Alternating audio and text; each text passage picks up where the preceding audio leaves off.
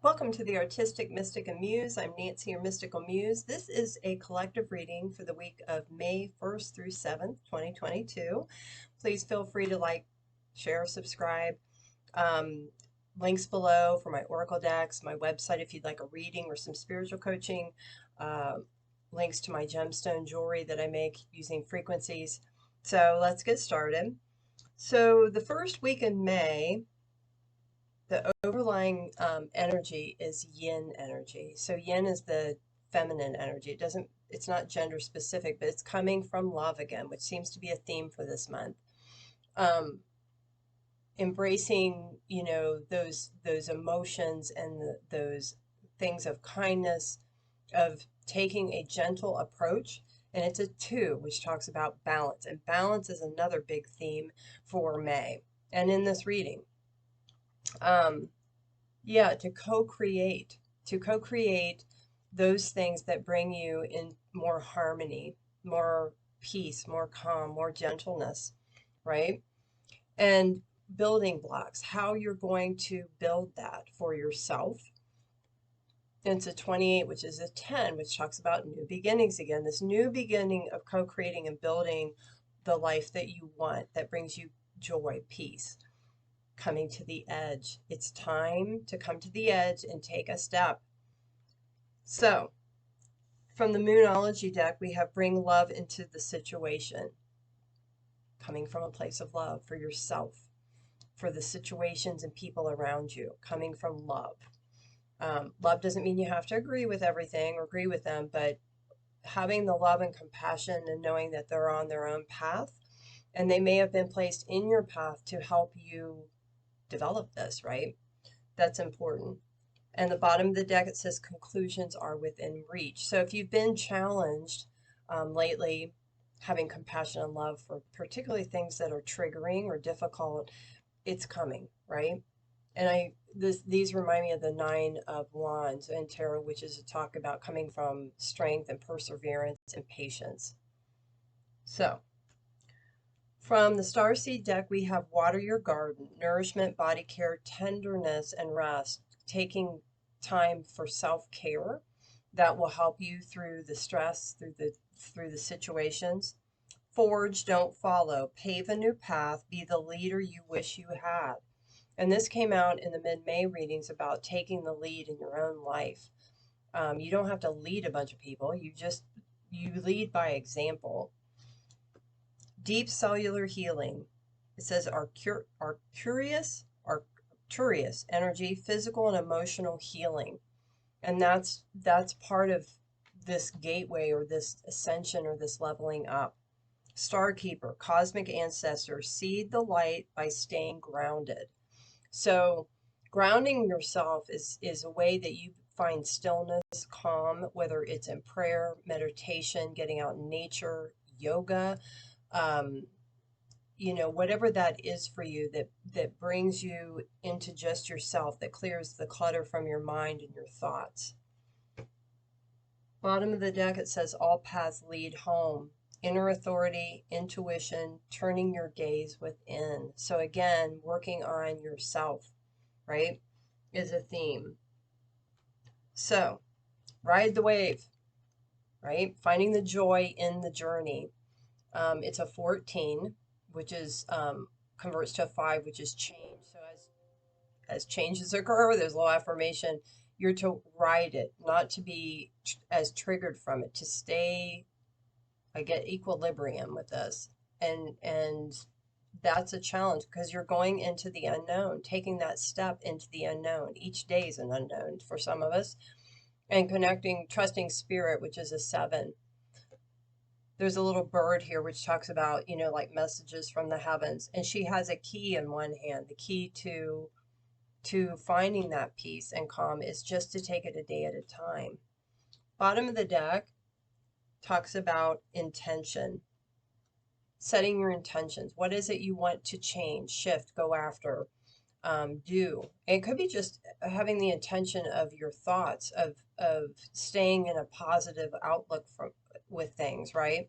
Finding the good in every situation. And under that, we have 52, which is a 7, working with spirit, the divine, the universe, magical map shifter, shifting your course, changing your course, changing things that may have been one way.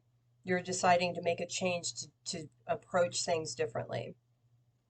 From the Wild Offerings deck from Tosha Silver, says courage. Divine courage is not the absence of fear, but a nudge that says keep going, do it, don't worry, all will be well.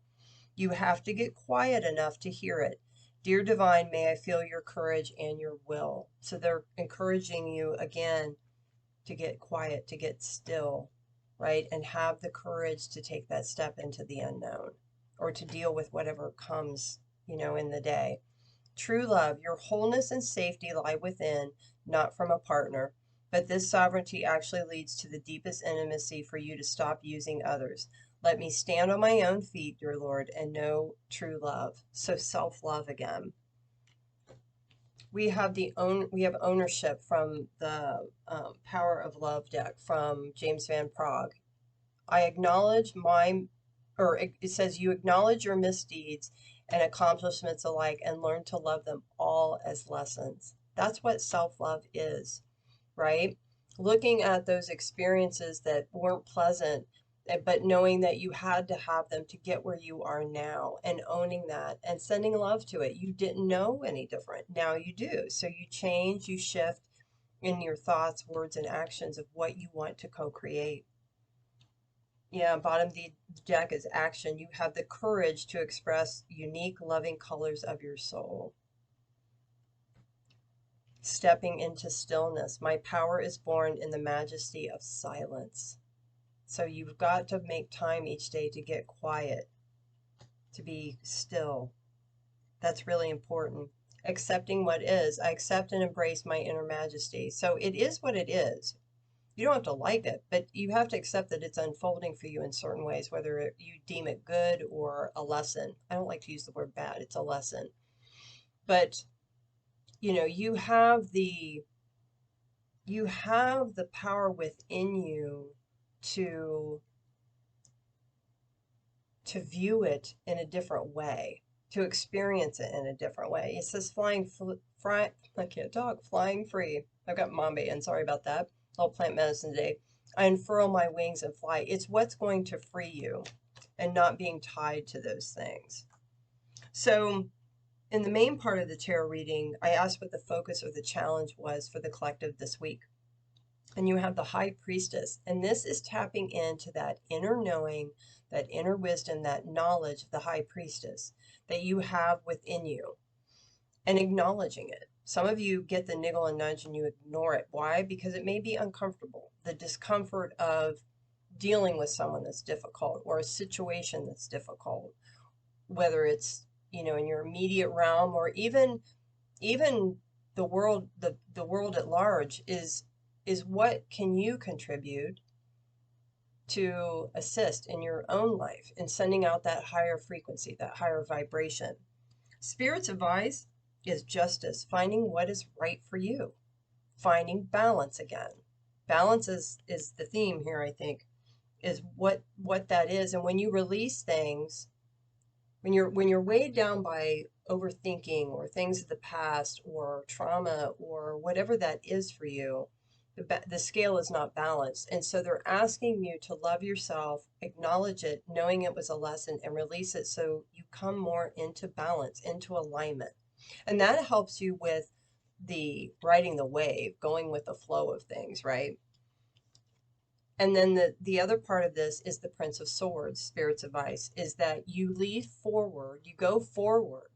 You don't hold back, you go forward with your sword of truth and integrity, knowledge and wisdom to engage.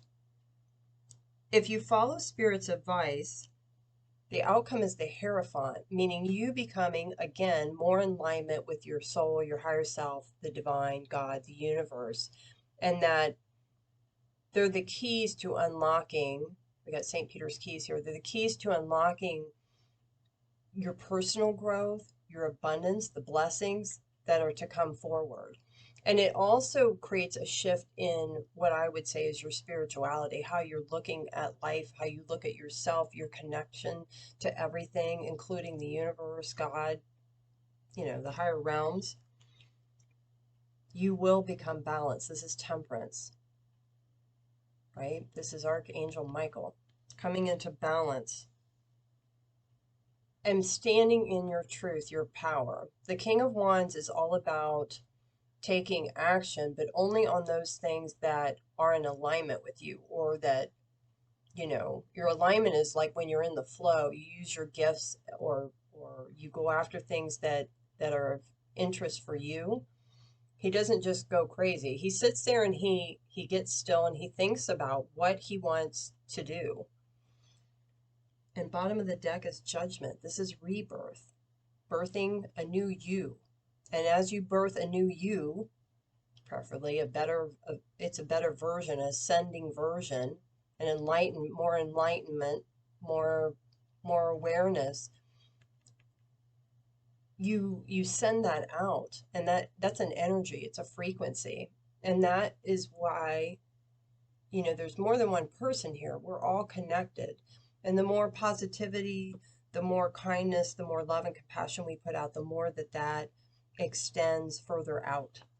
So I'm going to go to my Milagros, my Miracles deck, and see what other message or messages they have for you. If you're interested in this deck, it doesn't take special instructions. The link's below where you can find it. And we'll see what other message they have for this first week of May.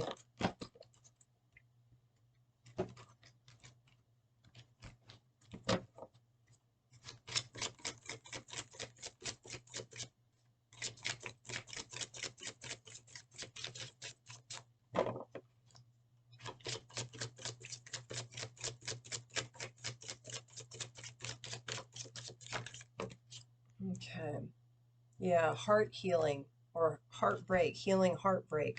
Heartbreak isn't necessarily, it could involve a relationship, but it could also be something that hurt your heart, right? Yeah, we have Jesus on the bottom, Christ, unity consciousness.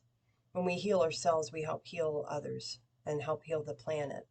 So take what resonates, leave what doesn't, and we'll see you next week. Take care. Bye.